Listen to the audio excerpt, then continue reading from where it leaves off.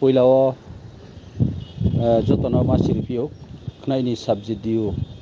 पोस्टनि exam बये फाइनाय आइनि ताखु खाफांनि ताखु खुरावनो हानाव फैयों जतरनो खनायोनि exam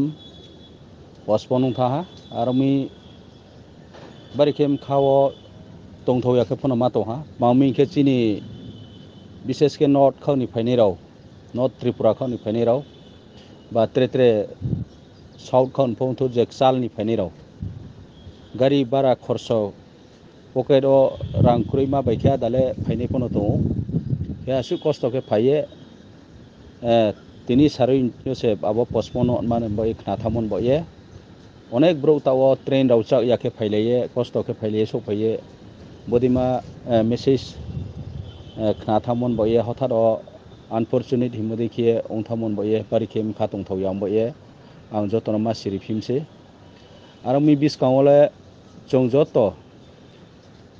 हिमबा जत चिनी लीडराव फनो मा सालायनाय जे बदिमा सामु हामिया तांनायनो जों गाहामखे एक्शन लानि नांनाय आखे त्रेथाया काउके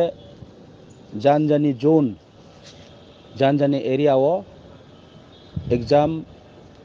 एग्जामिनेशन लानाय बये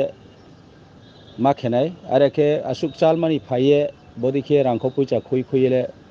फाइलेये बदिखे उंयां थांखे चिं बये बारी लसुमतो खेवमी आं कोइनाय आइनी एडमिनिस्ट्रेटिव लेवल फनो